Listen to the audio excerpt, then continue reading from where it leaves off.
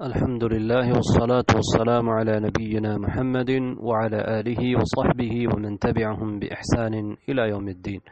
அன்பார்ந்த சகோதரர்களே, நாங்கள் தலாசத்துல் உசூல் என்ற முஹம்மது பின் அப்துல் வஹாப் ரஹிமஹுல்லா அவர்களுடைய நூலுக்குரிய விளக்க நூலான அதனுடைய ஷரஹ் ஷேக் ஹைதம் சர்ஹான் என்பவர் அவர் செய்த ஷரஹை பார்த்து வருகின்றோம். அதிலே நாங்கள் நேற்று மூல நூலின் ஆசிரியர் முஹம்மது பின் அப்துல் வஹாப் ரஹிமஹுல்லா அவர்களை பற்றி சுருக்கமாக பார்த்தோம். இன்றைய பாடத்திலே நாங்கள் தொடர்ந்து அடுத்த கட்டத்திற்கு வருகின்றோம். லிமாதா நதுருசு தௌஹீத், நாங்கள் ஏன் தௌஹீதை ஏகத்துவத்தை படிக்க வேண்டும்? இது ஒரு முக்கியமான கேள்வி. ஏகத்துவத்துக்கு நாங்கள் அதை ஆரம்பமாக ஏன் படிக்க வேண்டும், அல்லது ஏன் நாங்கள் அதற்கு முக்கியத்துவம் கொடுக்க வேண்டும், ஏன் நாங்கள் அதை படிக்க வேண்டுமா என்று கேட்டால், நிச்சயமாக ஏகத்துவம் தௌஹீத் என்பது மிக முக்கியமான ஒன்று என்பதை நாங்கள் புரிந்து கொள்ள வேண்டும். ஏனென்றால் அல்லாஹு தஆலா எங்களை அதற்காக வேண்டித்தான் படைத்திருக்கிறான். முதலாவது விடயம், லிஅன்னல்லாஹ ஹலகனா மின் அஜ்லிஹி, அல்லாஹு தஆலா எங்களை எதற்காக படைத்திருக்கிறான்? வமா ஹலக்துல் ஜின்ன வல் இன்ஸ இல்லா லியஅபுதூன், மனிதர்களையும் ஜின்களையும் என்னை வணங்குவதற்காகவே அன்றி நான் படைக்கவில்லை. என்னை வணங்குவதற்காக என்றால் இப்னு அப்பாஸ் ரலியல்லாஹு அன்ஹு அவர்கள் சொல்லக்கூடிய விளக்கம், என்னை ஓர்மைப்படுத்துவதற்காக. எனவே அல்லாஹு தஆலாவை ஓர்மைப்படுத்தி வணங்க வேண்டும். அல்லாஹுவை மாத்திரம் ஏகத்துவப்படுத்தி வணங்குவதற்குத்தான் அல்லாஹு தஆலா எங்களை படைத்திருக்கிறான். எனவே நாம் படைக்கப்பட்டிருக்கக்கூடிய நோக்கமே அல்லாஹுவை ஓர்மைப்படுத்துவதுதான், இபாதத்திலே அவனை தௌஹீத் செய்வதுதான் என்பதை நாங்கள் புரிந்து கொள்ள வேண்டும். எனவே நாம் படைக்கப்பட்ட நோக்கத்தை பற்றி கற்றுக்கொள்வது மிக முக்கியமானது. இரண்டாவது விடயம், லா யக்பலுல்லாஹு ஐய அமலின் இல்லா பிஹி, அல்லாஹு தஆலா எந்த ஒரு அமலாக இருந்தாலும் தௌஹீத் இல்லாமல் ஏற்றுக்கொள்ள மாட்டார். ஒருவரிடத்தில் ஷிர்க் இருந்தால் அவருடைய அனைத்து அமலும் பாத்திலாகிவிடும். அல்லாஹு தஆலா நபிமார்களையே பார்த்து என்ன சொல்கிறான் என்றால், லஇன் அஷ்ரகு லயஹ்பதன்ன அமலுஹும், லஇன் அஷ்ரக்த லயஹ்பதன்ன அமலுக, நபிமார்கள் இணை வைத்தாலும் அவர்களுடைய அமல்கள் பாத்திலாகிவிடும், நபியை நீங்கள் இணை வைத்தாலும் உங்களுடைய அமல் பாத்திலாகிவிடும் என்று அல்லாஹு தஆலா சொல்கிறான். எனவே எந்த ஒரு அமலாக இருந்தாலும் ஒருவரிடத்திலே தௌஹீத் இல்லை என்றால், அதாவது ஷிர்க் இருந்தால், அல்லாஹு தஆலா அவருடைய அந்த அமலை பாத்திலாக்கி விடுவான். பெரிய ஷிர்க்காக இருந்தால் அவருடைய முழு அமலும் பாத்திலாகிவிடும். சின்ன முஹஸ்துதி போன்ற ஷிர்க்காக இருந்தால் அவர் செய்கின்ற அந்த அமல் பாத்திலாகிவிடும். அதே போன்று ஏக தௌஹீதை படிப்பதுடைய அடுத்த முக்கியத்துவம் என்ன என்றால், லா யத்குலுல் ஜன்னத இல்லா முவஹித், தௌஹீத் இருக்கக்கூடிய ஒருவர் தான், அல்லாஹுவை ஓர்மைப்படுத்துகின்ற ஒருவர் தான், இணை வைக்காத ஒருவர் தான் சுவர்க்கம் நுழைய முடியும். எனவே நாம் சுவர்க்கம் நுழைவது எங்கள் அனைவருடையவும் தேவை, நாம் விரும்புகிறோம். எனவே இப்படி ஒரு முக்கியமான ஒரு விடயம்தான் தௌஹீத் என்பது, ஒரு மனிதனுடைய அடிப்படை தேவை. எனவே அவன் இந்த அடிப்படையில் ஒரு மனிதன் தவறு விட்டான் என்றால் அவனால் சுவர்க்கம் நுழைய முடியாது. யார் முவஹிதாக இருக்கின்றானோ அவன் சுவர்க்கம் நுழைவான், நிரந்தர நரகத்துக்கு செல்வது தடுக்கப்படும். ஒருவன் அல்லாஹு தஆலாவை ஓர்மைப்படுத்தினால், ஷிர்க் செய்யவில்லை என்றால், அல்லாஹு தஆலா அவனுடைய எல்லா பாவங்களையும் அல்லாஹு தஆலா நாடினால் என்ன செய்வான்? மன்னித்து விடுவான். அவன் மன்னிப்பு கேட்காவிட்டால் கூட உலகத்தில் சில நேரம் அல்லாஹு தஆலா மறுமையிலே மன்னிப்பான், அல்லது தண்டித்து விட்டு அவனுடைய பாவத்துக்குரிய ஷிர்க் செய்யவில்லை என்றால் அவனை சுவர்க்கத்துக்கு நுழை வைப்பான். எனவே அவன் நிரந்தர நரகத்துக்கு போவது தடுக்கப்படும். அதே போன்று அவனுடைய தௌஹீத் பூரணமாக அடைந்து விடுமே ஆனால் அவன் நரகத்திற்கே போக மாட்டான். அடுத்த ஏன் நாம் தௌஹீதை படிக்க வேண்டும் என்றால், சபபுன் லி தக்ஸீரில் ஹஸனாத், எங்களுடைய நன்மைகள் அதிகரிப்பதற்கு இந்த தௌஹீத் மிக முக்கியமான ஒரு காரணமாக அல்லாஹு தஆலா வைத்திருக்கின்றான். அதாவது ஒரு ஏகத்துவவாதியை பொறுத்தவரையிலே, அல்லாஹு தஆலாவை ஓர்மைப்படுத்துகின்றவனை பொறுத்தவரையிலே, அவன் அல்லாஹு தஆலாவுக்கென்று தான் அவனுடைய அமலை செய்வான். அப்போ அவனுடைய இஹ்லாஸ் எந்த அளவுக்கு அதிகமாக இருக்கிறதோ அந்த அளவுக்கு அவனுடைய நன்மை அவனுக்கு கூடிக்கொண்டிருக்கும். அதே போன்று அவன் அல்லாஹு தஆலாவை எந்த அளவுக்கு ஓர்மைப்படுத்துகிறானோ, அல்லாஹுவை பற்றிய நம்பிக்கை எந்த அளவுக்கு இருக்கிறதோ அந்த அளவுக்கு அவன் அதிகமான அமல்களையும் செய்ய முயற்சி செய்வான். அதே நேரத்தில் அல்லாஹு தஆலா அவனுக்கு வேறு அமல்களுடைய கதவுகளையும் அவனுக்கு திறந்து கொடுப்பான். இதனால் அவனுடைய நன்மைகள் அவனுக்கு அதிகமாகுவதற்கு இந்த ஏகத்துவம், அவனிடம் இருக்கக்கூடிய இஹ்லாஸ், அவனிடம் இருக்கக்கூடிய அந்த தௌஹீத் காரணமாக இருக்கிறது. அடுத்த காரணம் என்னவென்றால், சபபுன் லி தக்ஃபீரி ஸய்யிஆத், எங்களுடைய பாவங்கள் மன்னிக்கப்படுவதற்கு இந்த தௌஹீத் காரணமாக இருக்கிறது. அல்லாஹு தஆலா ஒரு மனிதன் அவன் இணை வைக்காதன் காரணமாக, அவனிடத்தில் தௌஹீத் இருப்பதன் காரணமாக மறுமை நாளையிலே பெரும் பாவத்தோடு வரக்கூடிய மனிதனையும் அல்லாஹு தஆலா மன்னித்து விடுகிறான் என்பதை நாங்கள் ஹதீஸ்களிலே பார்க்கின்றோம்.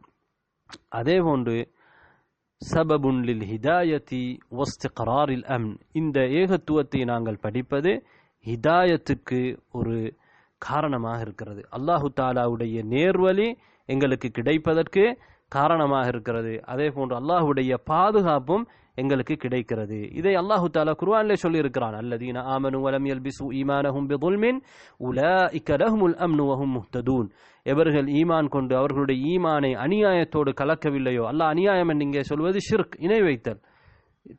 எனவே ஒருவர் ஈமான் கொண்டு அநியாயம் என்று சொல்வது ஷிர்க் என்பதை நபி அவர்கள் தெளிவுபடுத்தி இருக்கிறார்கள்.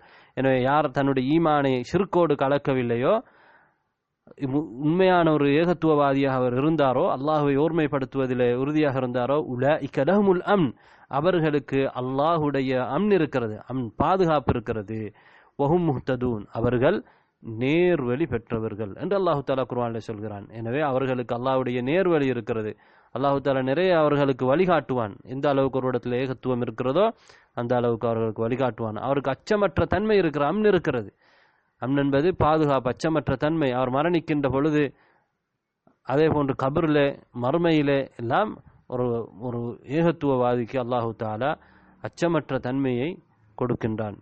எந்த அளவுக்கு அவனுடைய ஏகத்துவம் பூரணம் அடைகிறதோ அந்த அளவுக்கு அவனுடைய அச்சமற்ற தன்மையும் பூரணமாக இருக்கும், உலகத்திலும் இருக்கும். எனவே அடுத்த காரணமே நாம் தௌஹீதை படிக்கிறோம் என்பதற்கு சபபுன் லித்துமனீனா, எங்களுடைய உள்ளத்திலே அமைதி வருவதற்கு தௌஹீத் காரணமாக இருக்கிறது. ஒரு உண்மையான தௌஹீதை பொறுத்தவரையிலே ஒருவரிடத்திலே அது இருந்தால் அவனுடைய உள்ளம் அமைதியாக இருக்கும். அவன் அல்லாஹுக்கு மாத்திரம்தான் அஞ்சுவான், அல்லாஹுக்கு மாத்திரம்தான் அவன் அடிமை, வேறு யாருக்கும் தன்னை அவன் அடிமைப்படுத்தி கொள்ள மாட்டான். அவனுடைய உள்ளத்திலே அல்லாஹு தஆலா அமைதியையும் நிம்மதியையும் மனமான வாழ்க்கையும் இந்த உலகத்திலே அல்லாஹு தஆலா அவனுக்கு கொடுப்பான்.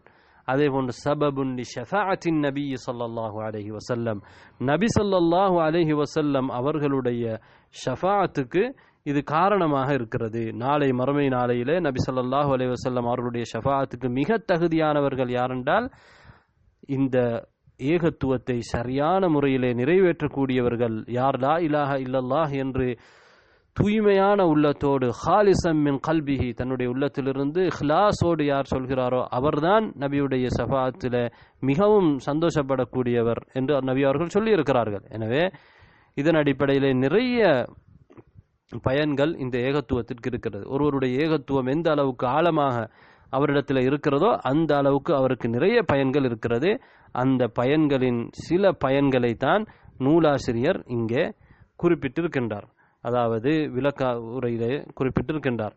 அடுத்ததாக அன்பார்ந்த இஸ்லாமிய சகோதரர்களே, நாங்கள் ஏன் இந்த ஸலாஸத்துல் உசூல் என்ற இந்த நூலை நாம் ஏன் படிக்க வேண்டும்? இதை தெரிவு செய்வதற்கான காரணம் என்ன? ஒரு மாணவன் அவனுடைய பிதாயத்து தலப், ஆரம்பமாக கல்வியை தேடுகின்ற பொழுது இந்த மத்தினை படிக்கின்றான். உலகத்திலே நாங்கள் பார்க்கின்றோம், சரியான அகீதாவில் இருக்கக்கூடிய பெரும்பாலான மாணவர்கள் இந்த மத்தினைத்தான், இந்த நூலை படிக்கின்றார்கள். இதற்கு காரணம் என்ன? இந்த நூலை படிப்பதற்கு என்ன காரணம் என்றால், எங்களுடைய முன்னோர்களான அறிஞர்கள், எங்களுக்கு முன் வாழ்ந்த அஹ்லு சுன்னா ஜமாஅவை சேர்ந்த அறிஞர்கள் இந்த மத்தினிலே கவனம் எடுத்திருக்கின்றார்கள்.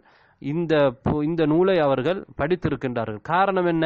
இதில் நிறைய அதிகமான பயன்கள் இருக்கின்றன. இந்த பயன்களை பொறுத்தவரையிலே இந்த ஒரு கல்வியை தேடுகின்ற மாணவனுக்கு ஒரு அடிப்படையாக இருக்கிறது. அவனுடைய கல்வியை இந்த அடிப்படைகளை அவன் புரிந்து கொண்டதற்கு பிறகு, இந்த அகீதாவுடைய அடிப்படைகளை புரிந்து கொண்டதற்கு பிறகு அவனுடைய மார்க்க கல்வியை அதன் மேல் அவன் கட்டிக்கொள்ள முடியும்.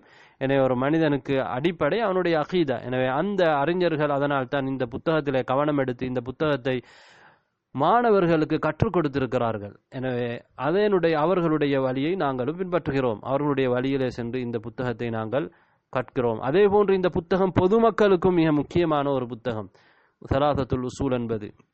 ஏனென்றால் அது உள்ளடக்கி இருக்கக்கூடிய விடயங்கள் மார்க்கத்திலே அடிப்படையாக ஒரு மனிதன் தெரிந்து கொள்ள வேண்டிய, கட்டாயமாக உறுதியாக ஈமான் கொள்ள வேண்டிய விடயங்களாக இருக்கின்றன. அதில் அவனுக்கு எந்த ஒரு சந்தேகம் வரக்கூடாது. எனவே அப்படியான விடயங்களை ஒவ்வொரு பொதுமானும் படிப்பது மிக முக்கியமாக இருக்கிறது.